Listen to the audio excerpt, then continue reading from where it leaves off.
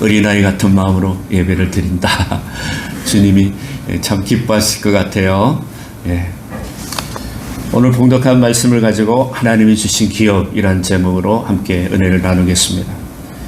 또 5월이 첫 주간의 시작이고 또 성찬이고 있고 또 어린이 주일인데 우리 사랑하는 어린이 예나부터 우리 할머니 권사님들까지 가족관계나 교회 공동체 안에서의 이런 소통과 관계에 대해서 더없이 많이 생각하는 달이기도 합니다. 어린이날이 되면 이런 생각을 해봅니다. 나도 한때 그런 때가 있었다. 그렇죠? 어느덧 이렇게 세월이 지나고 또 주님 배울 날이 가까워지는 시점이지만 그러나 늘 어린이아이 같은 때를 기억하면 정말 기분이 좋습니다. 지난번에 46년 만에 만난 초등학교 친구들을 봤는데 정말 그 시간대로 가보니까 가슴이 쓸리기도 하고 또 환갑의 나이에 다들 어떻게 늙어가나 이렇게 돌아보는 그런 시간이었습니다. 근데 다들 초딩들의 마음이라서 금방 어릴 때 그 시절로 돌아가게 되고 장난치던 옛날을 회상하게 됐습니다. 근데 그 중에 사진작가인 교수인 친구가 하는 말이 한 번 시작이 어렵지 이렇게 그 담을 넘으면 다음은 쉽게 되더라 이렇게 말을 하더라고요. 정말 이 친구를 만난다는 거 그렇게 어렵게 생각했던 것들이 이렇게 마음을 먹고 그 담을 넘어가니까 그 46년에 흘렀던 시간이 이렇게 깨어지면서 담을 넘어서 서로 소통하는 그런 시간을 갖게 됐습니다. 우리가 사랑해야만 한다고 마음으로 생각하지만은 실제로 용기를 내서 그 막힌 그 담을 넘는 일이 중요합니다. 오늘은 그동안 막혀있고 서먹서먹했던 여러분들의 자녀들을 한번 생각해보는 시간이 되었으면 좋겠습니다. 인류의 가장 큰 담을 넘어서 오신 분이 예수님이시죠. 신이신 하나님이 그 만물에 계시다가 몸소 가장 비천한 자리로 인간으로 오셨어요. 그래서 우리와 관계를 맺으시고 제사함과 구원의 길을 열어주시고 이렇게 소통하러 오신 것입니다. 그러나 예수님 마음을 품으면 자녀들과 충분히 소통할 수가 있습니다. 오늘 우리 모두는 어린아이 마음으로 예수님을 만나고 천국을 바라볼 수 있기를 주님 이름으로 축복합니다. 오늘 본문의 말씀의 3절에 보면 보라 자식들은 여호와의 기업이라 했습니다. 원래 기업이란 삶의 터전을 말하잖아요. 기업을 통해서 삶에 필요한 상품을 생산하고 그 일을 통해서 돈을 벌고 우리가 먹고 살게 됩니다. 자식을 이와 같이 하나님이 잘 돌보고 그를 통해서 하나님이 복을 받고 살 수 있는 기업으로 우리에게 주셨다고 말씀했습니다. 하나님께서는 우리를 통해서 천국 백성들을 길러내고 이 천국 백성을 길러내는 기업을 통하여 우리에게 복을 주신다는 약속입니다. 그러므로 우리는 이 천국의 기업인 자식들을 잘 기르기를 힘써야 합니다. 그러면 어떻게 하면 하나님이 선물로 맡기신 이 자녀를 잘 기를 수 있을까요? 그런 오늘 시편의 이 본문의 말씀을 근간으로 한번 생각해 봅니다. 첫째로 부모가 자기 자식의 좋은 모범이 되어야 한다는 것입니다. 어린아이는 백지와 같은 상태예요. 무엇을 그리든지 그리는 대로 그렇게 받아들이고 빈 그릇과 같이 무엇이든 채우면 채우는 대로 그 아이가 받아들입니다. 1차적으로 제일 가까운 부모에게부터 받아들이고 부모의 언어나 부모의 생활 습관을 그대로 다 받아들인다는 거죠. 그러므로 사람이 무엇으로 심든지 그대로 거둔다고 하지 않았습니까? 그래서 자식을 기를 때 심는 대로 나중에 자녀의 인격을 거두게 된다는 것이 성경의 말씀입니다. 자녀 교육에 있어서 나라별로 좀 특색 있는 이야기가 있습니다. 일본 사람들 아이들 키울 때 부모들이 남에게 폐를 끼치지 말아라. 일본 사람들 보면 늘 공중도덕도 잘 지키고 좀 이렇게 겸손한 것 같기도 하고 그래요. 미국 사람들은 가장 많이 듣는 아이들이 듣는 말은 남에게 나누어 주라. 미국 사람들은 정말 이렇게 자녀들 양자로 드리기도 하고 많이 이렇게 베푸는 그런 것을 느끼게 됩니다. 자, 그런데 우리나라 아이들이 가장 많이 듣는 말은 남에게 기죽지 마라. 어릴 때 동네 싸움의 시작은 그 아이들 때문에 싸우게 됩니다. 서로 기를 안 죽으려고 너 몇 대 맞았어? 그러면 한 대 맞고 2대 패줬다. 그러면 부모님들이 약간 이렇게 하지만 두들겨 맞고 울고 그럴 때는 자식이 이러면서 오히려 더 혼이 나는 경우를 보게 돼요. 그래서 한국 사람들은 자존심이 강한 민족이 되었습니다. 오늘 영국 기자가 쓴 책에서 미국 놈, 중국 놈, 일본 놈 다 놈자 붙인 나라는 한국밖에 없대요. 이 세계 대국의 나라들을 놈자를 붙여서 다 길을 죽여 넣습니다. 자동차 접촉 사고가 보면 그래서 가장 먼저 이유를 불문하고 차에서 내리자마자 고함부터 지릅니다. 기 안 죽이려고. 목소리 큰 사람이 이기다는 그런 논리죠.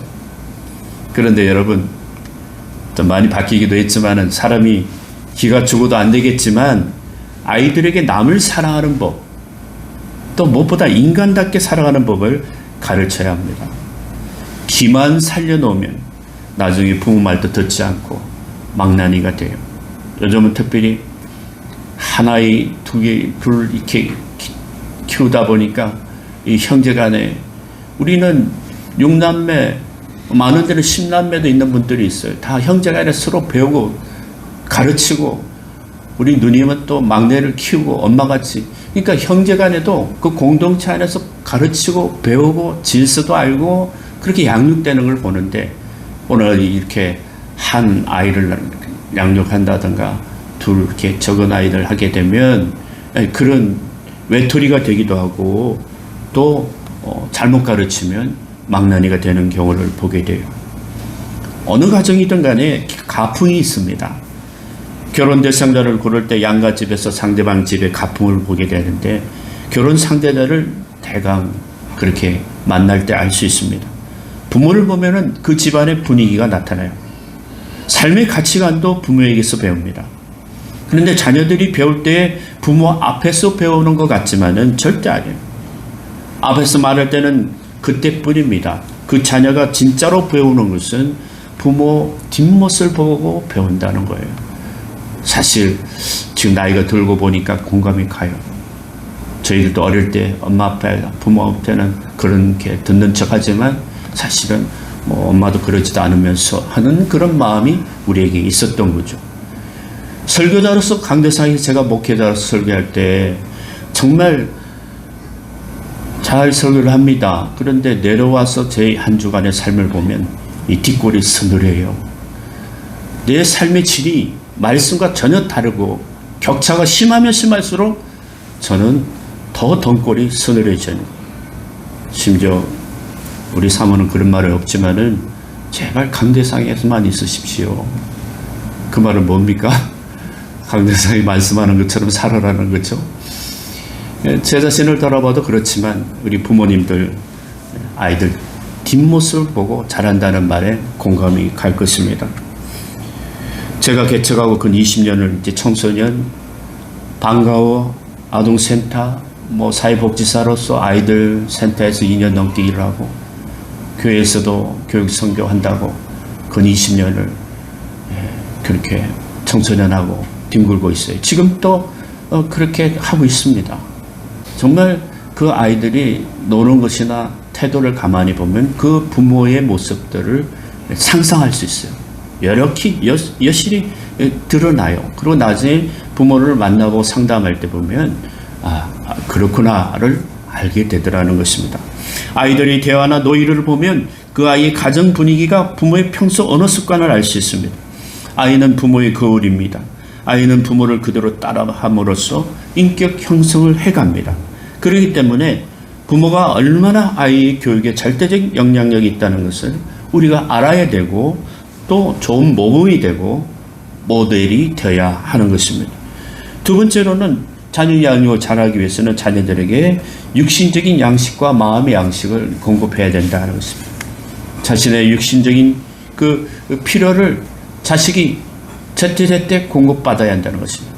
과다하게 음식으로 공급해서 너무 햄버거나 핫도그 이렇게 먹는 것을 잘못 먹으면 이상하게 되죠. 아이들이 비대하게 되고 그것을 잘못 가르치는 것이고, 또 반대로 잘 먹지 못해서 영양실조에 걸리는 것도 보면 잘못된 것입니다. 그 먹는 것에 대한 자녀들의 관심 가져야 됩니다. 또 마음의, 특별히 육신의 양육도 필요하지만 마음의 양식인 사랑을 흠뻑 줘야 한다. 그래서 사랑받고 자란 아이와 사랑을 경험하지 못한 자란 아이들은 천양지차입니다. 삼성 서울병원 소아청소년 정신과 교수팀이 비행 청소년 대상으로 비행을 저지르게 된 원인에 대해서 설문조사를 한 결과 보니까 제일 먼저 성적의 걱정, 그 다음에 앞일에 대한 걱정, 부모님의 꾸중과 함께 가장 느끼는 감정이 뭐냐면 나는 쓸모없는 존재다.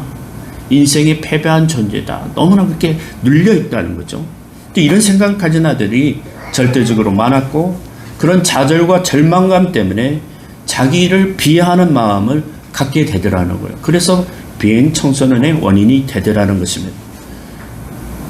다 아시다시피지만 어린이들은 비록 어리지만은 인격체인 거죠. 자기 스스로 자존심을 가지고 있습니다. 그래서 인격적인 대우를 받기를 원합니다. 어른과 같이 고운 말을 하고 사랑해주고 눈높이로 따스한 정을 주고 끊임없이 칭찬해주고 꿈을 심어줘야 합니다. 어린아이들 마음속에 몇 마디 칭찬이 굉장한 꿈을 성취할 수 있는 그런 사람으로 만들어줍니다. 세계적으로 유명한 동화 작가인 안데르센 알지요? 원래부터 동화를 잘 쓰지 못했대요. 근데 어려서 글을 썼을 때 그 글을 읽는 사람들이 모두 다 하나같이 안데르센에게 야, 글을 쓰지 마라. 야, 다른 것 좀 찾아봐. 너는 전혀 글 쓸 재질이 없다. 이렇게 말했어. 그런데 똑같은 글을 엄마에게 보여주니까 어머니는 이렇게 말합니다. 이야, 안데르센아, 너무 재밌다. 너 정말 글 잘 써놓구나. 어떻게 이렇게 잘 표현하고, 야, 엄마나 나는 감동이 된다. 그래서요, 안데르센은 다른 사람에 의해서 글을 쓰지 않고 엄마를 위해서 글을 쓰기 시작했어요. 엄마가 칭찬해 주니까 또 글을 쓰고 가면 엄마가 또 칭찬해 주고.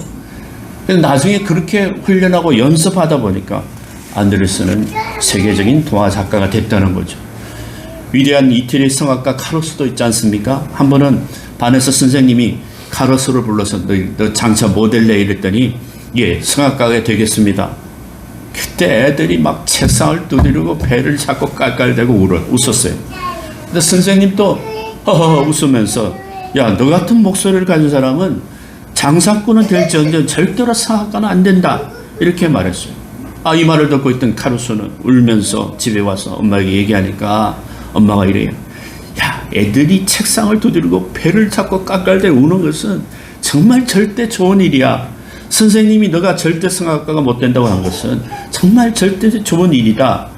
왜냐하면은 너는 보통 목소리를 가진 게 아니라 아주 색깔 있고 특색 있는 목소리를 가졌다는 증거야. 그게 네가 평범한 목소리를 가졌다면, 그냥 일반적인 목소리를 가졌다면 사람들은 안 웃었을 거야. 그래서 선생님도 칭찬할 텐데 그렇게 구별을 해서 잘 모르는 거야. 너는 아주 특별한 목소리를 가졌기 때문에 사람들이 아직 이해를 못한다. 이 말을 듣던 카루스는 계속 굉장히 힘을 얻었던 거죠. 그래서 그는 음악을 공부하고 계속 연마해서 위대한 성악가가 됐습니다. 이 두 가지 예를 들었지만 사실 제 개인적인 경험에서도 어릴 때 어머니 칭찬, 초등학교 때 무슨 성적표를 제가 가져서 엄마가 자랑을 했든지 우리 어머니는 가자, 오늘 짜장면 사줄게.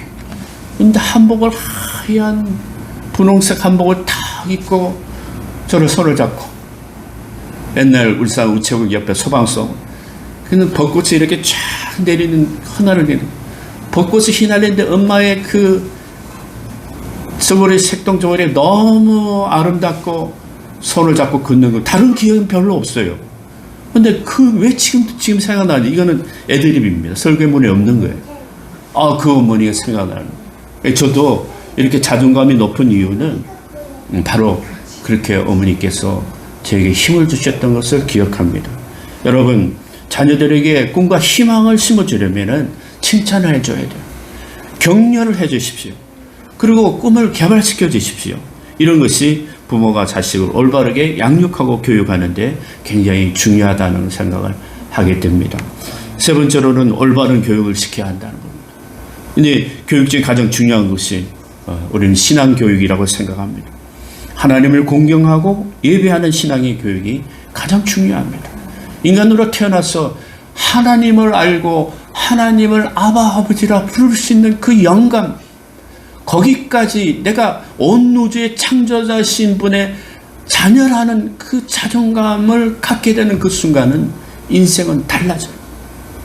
이 신앙을 자녀들에게 전달해 주시기를 주님으로 축복합니다. 유대인들을 보세요. 유대인들은 세계 곳곳에서 노벨상 수상자가 26%가 유대인들이에요. 노벨 과학상 수상자가 60%가 다 유대인입니다. 또 3,000여 개의 대학에 가르치는 미국의 교수가 거의 25%가 유대인이에요. 그리고 미국에서 큰 빌딩이나 은행이나 대형 백화점의 주인이 90%가 유대인이래요. 그 데이터 근거는 내가 뭐라고 정확하게 알 수 없는데 깜짝 놀랐어요. 세계 곡물 시장도 무기 시장도 습권하고 있습니다. 할리우드의 영화계도 습권하고 있습니다. 우리나라 인구 4분의 1밖에 안 돼요. 지금 22년 기준으로 보니까 인구 940만이더라고요. 이런 사람들이 전 세계적으로 어떻게 그런 일을 할 수 있을까? 근데 유대인들은 그 아이의 출생에는 하나님의 특별한 뜻이 있다고 믿고, 그래서 자랄 때 철저히 이 말씀을 가지고 가르칩니다. 쉐마 이스라엘, 이스라엘아 들어라, 말씀을 들으라. 신명기 말씀이 있죠. 야훼 하나님을 가르친 거죠. 하나님을 자기 하나님으로 삼은 백성은 복이 있다. 그래서 하나님을 경외하고 말씀을 철저히 지키고 하나님을 받들며 살도록 교육했기 때문에 그들이 온 세계에 하나님의 영광을 나타내게 된 것입니다. 성경이 그렇게 말합니다. 저가 나를 사랑한 적 내가 저를 건지리라. 저가 내 이름을 안 적 내가 저를 높이리라.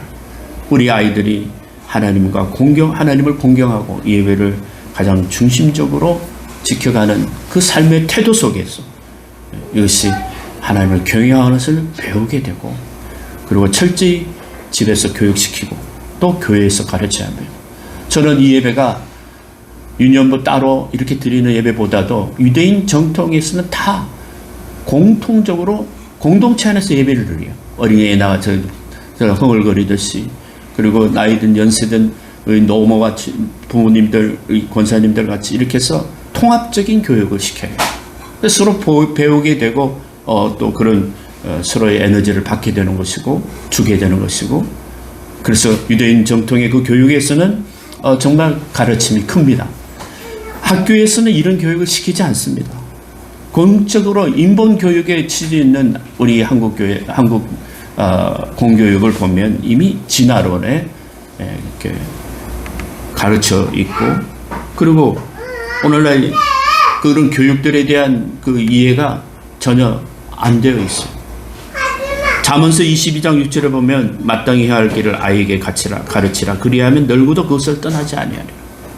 정말 어릴 때 배웠던 그 가르침은 정말 지금도 이렇게 새록새록 제 마음속에 남아있는 것을 보면 아마 예나도 오늘 이 시간 예배 기억을 할 거예요. 이제 좀 크면은 좀 절제를 하겠지만 오늘은 어린이 주일이고 오늘 예나가 왕이에요. 오늘 여러분 다 용서하시기 바랍니다. 안 하면 어떡할 거예요? 그래서 하나님이 우리 축복해 주셨어요. 저는 교회 아이들 울음소리 나는 건 너무 행복해요. 아이들이 막 바글바글 대는 거 제일 좋아해요. 제가 그 섞여서 표시도 안 나게끔 같이 노는 게 제일 좋고, 지금 또 한울탈의 아이들 저를 계속 그렇게 돌보고 있습니다.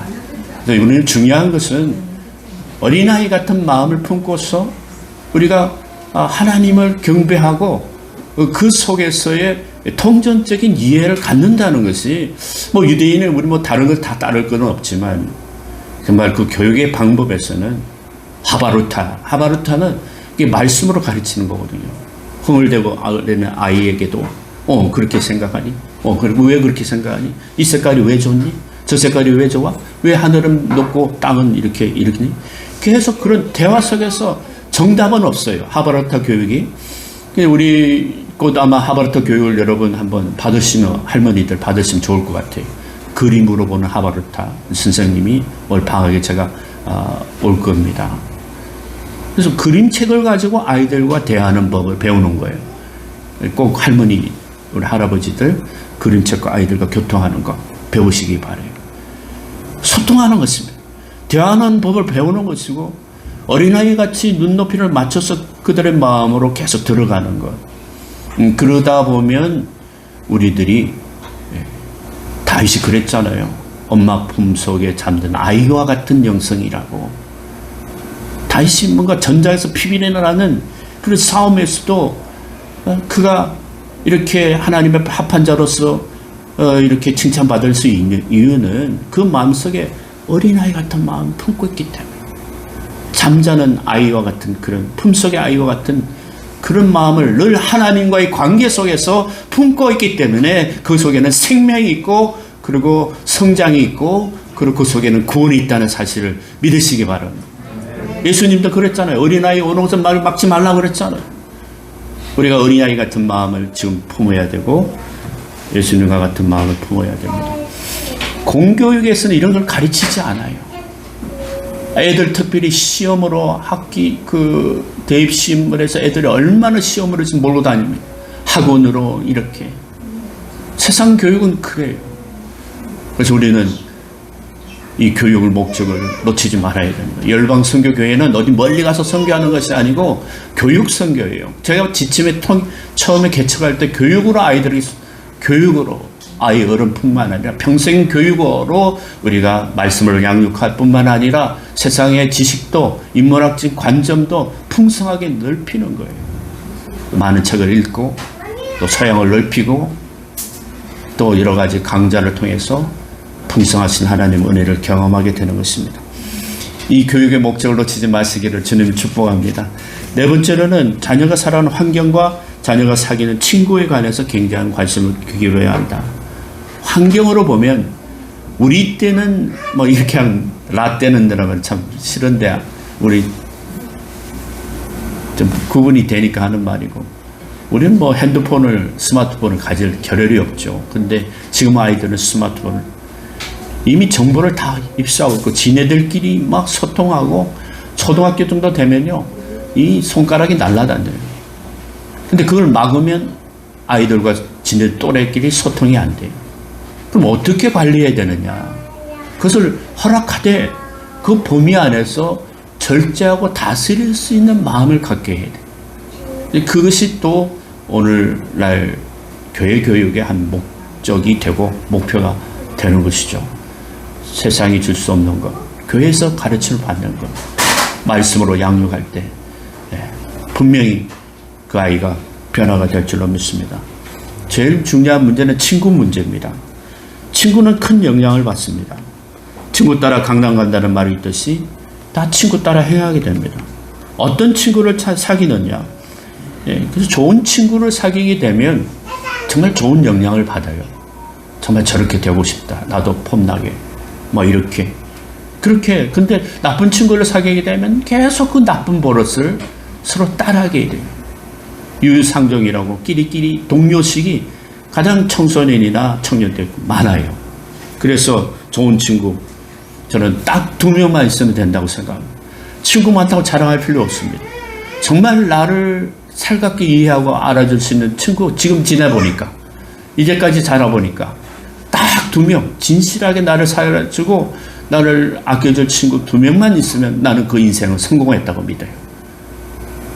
그렇지 않나요, 여러분? 많은 친구 있어도 사실은 그런 깊은 관계를 못 맺어요. 제가 춘천 소년원 사역을 1년 정도 하면서 느낀 점은 가정적인 문제로 자연적인 그 성품이 역기능으로 이렇게 작용하기도 하지만 제일 그 원인을 보면 친구를 잘못 만나죠.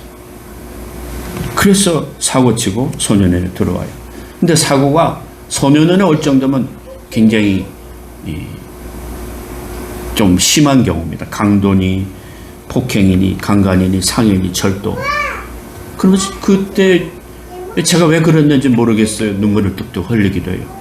철장 같은 감옥 같은 거 완전히 감옥이에요, 사실은. 그러나 그 아이들은 이제 그런 속에서 이제 같이 렉시오 TV 나오면서 조용히 묵상하고 그럼 애들이 술술 얘기하기 시작해요.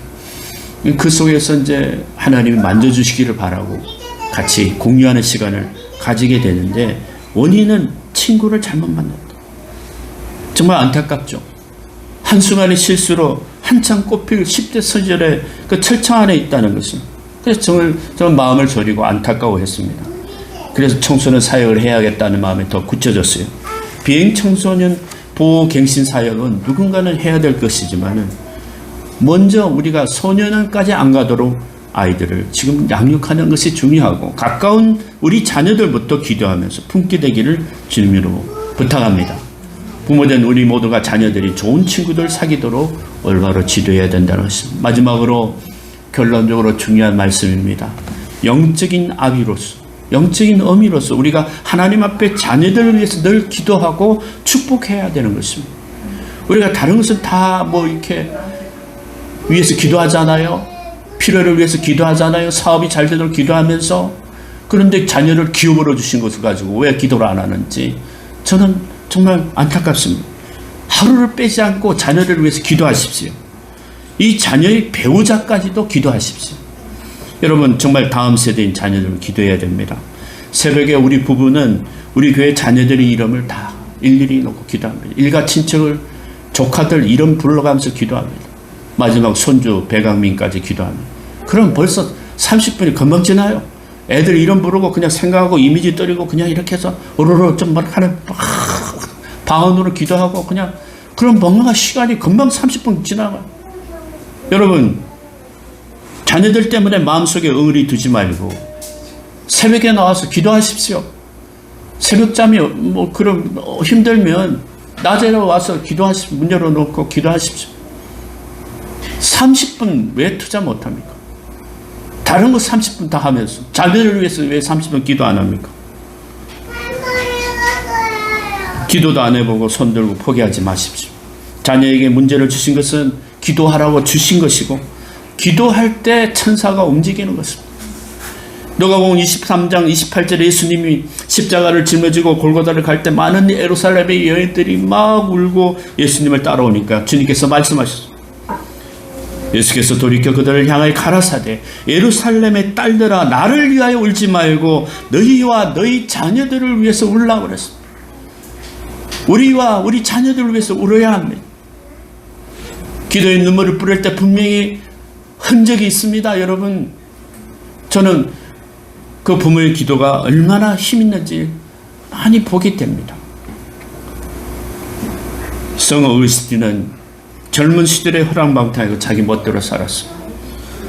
성적으로 문란했고 또 만이교라는 이단에 빠졌습니다. 그런데 어머니 모니카는 기도하는 사람이었습니다. 모니카는 평생 아들을 위해서 눈물을 흘리며 기도합니다.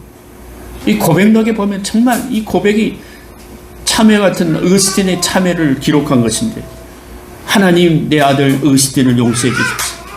내 아들 어거스틴을 불쌍히 보아주십시오. 주께로 돌아오게 하시고 하나님이 사람이 되게 하여 주십시오. 그 결과 어떻게 됐습니까? 어거스틴은 32세 때에 회심하고 하나님께 돌아왔습니다. 그는 탕자에서 하나님의 종으로 다시 태어났고 기독교 역사상 가장 위대한 성자가 됐습니다. 여러분 어거스틴 그 단순한 그런 사람이 아닙니다. 그 사람에게 배경에는 어머니가 있었어요. 어거스틴은 그의 고백록에서 이렇게 적고 있습니다. 제가 하나님을 만나고 변화된 것은 어머니 기도 때문입니다. 나는 이것을 전적으로 인정합니다. 나의 어머니는 젖과 함께 구주 예수 그리스도의 이름을 날마다 마시게 하고 살게 해주셨어요. 여러분 기도가 자녀들의 미래를 결정합니다. 그 인격을 변화시킵니다. 절망 중에 있는 자녀의 삶을 그 지옥에서 건져낸다는 것입니다. 함께 기도하기를 원합니다. 할렐루야. 그리고 자녀를 위해서 축복하십시오. 야 이 비름을 놈아 이 돼질 놈아 요즘은 그렇게 상한 우라질 놈 뭐 해서 우리 동네에 보면 어릴 때 정말 저 집은 왜 입이 저렇게 거칠까? 보면 늘 달고 다녀. 그런 집은 정말 절대 안 됩니다. 부모의 저주는 자기 몸을 저주하는 것 같아요. 그만큼 효과가 강력합니다. 절대로 저주하는 말로, 부정적인 말로 자녀를 크게 가두지 마십시오. 여러분 그럴 권리가 없습니다. 말에는 혀의 권세가 있습니다. 침을 한번 뱉어보세요. 여기 독이 있어요. 여러분 말로써 자녀들을 가두지 말고 부정한 말로 자녀들 미래를 망치지 마세요. 늘 격려하십시오. 우리가 할 수 있는 것은 격려하고 칭찬하고 그리고 정직하게 자신을 바라볼 수 있도록 가르치는 거예요. 나가서 잘된 님, 나눠주고 구워주는 큰손이 될 님. 아이고 이놈아 또 넘어졌어. 그러지 말고 그래 넘어져도 오뚜기처럼 일어설 님. 어때요? 그렇게 얘기하면 아마 우리 할머니, 우리 어머니, 우리 아버지, 할아버지 좀 뭔가 이상해. 루아가 아마 그럴 수 있어. 왜 이상해요? 오늘 밥 잘못 드셨나요? 애들이 그만큼 성숙해요. 딱 눈치채고 오늘 과하게 말씀하시네 뭐 이러고. 근데 그 속에서 우리는 뒤로 물러나면 안 돼요. 애들이 그걸 그런 양게 우리를 속이는 거예요. 움찔하지 말고 다 잡고 따스하게 이렇게 양육하고 좋은 말로 그래서 축복해 주는 거예요. 잘해라. 응?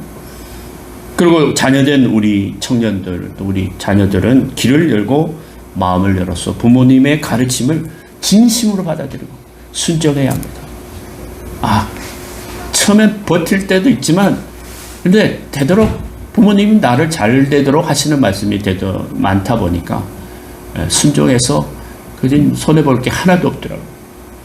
순종함으로써 이제 중년이 다 되어버린 아들, 딸들을 근데 여전히 부모님이 계시잖아요. 중년이 돼도 제가 아까 상윤이 이렇게 내 아들 축복한다 뭐 선물 줘야 된다 그런 자기 아들이 아니래.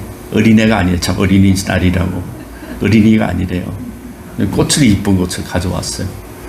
어린날이 주인공인데 그랬더니 아니랍니다. 근데 여전히 부모님이 살아있잖아요. 그래서 자녀된 도리를 알고 있는 것 같아요. 순종하고 따르는 마음. 그래서 여러분 우리는 우리에게 주신 것을 자랑하고 사랑해야 합니다. 우리 부모님들 다 낳으시고 기르시고 지금 또 사랑하시는 분이다. 결론의 말씀을 맺겠습니다. 하나님께 받은 자식은 참으로 복된 기업입니다. 정말 기업입니다. 오늘 말씀에 뭐라 그럽니까? 화살통이 가득한 자는 복이 있도다. 전쟁에 나가서 든든한 것은 자녀들이 많을수록 화살에 솔활이 많잖아요. 화살이. 저에게는 많은 자녀들이 있습니다. 할렐루야. 그래서 저는 든든합니다. 그 뿌린 씨앗이 있기 때문에 저는 든든합니다. 분명히 저는 전장에서 뒤로 물러나지 않을 것입니다. 사는 날까지 우리 모두가 믿음의 자녀를 잘 양육하고 오늘 시편의 기자처럼 참으로 보라 자식들은 여호와의 기업이요 태의 열매는 그의 상급이로다. 젊은 자의 자식은 장사의 수중에 화살 같다 그랬습니다. 화살에 가득한 자. 여러분의 자녀뿐만 아니라 이웃에 있는 자녀들, 어린아이들 생각하면서 어른으로서 아비로서 어미로서 영적으로 양육하는 우리 믿음의 삶이 되기를 주님으로 축복합니다. 그래서 오늘 5가지 기억해 보십시오. 자식에게 좋은 모범이 되어야 된다. 또 자식에게 육신적인 양식과 마음의 양식을 공급해야 된다. 날마다. 그리고 올바른 자녀 교육을 집에서부터 시켜야 하고 주변의 환경과 친구를 선별해서 좋은 친구를 사귀도록 도와주고 하나님의 축복을 늘 자녀에게 베풀면서 기도하는 성도가 되시기를 주님의 이름으로 축복합니다. 기도하겠습니다.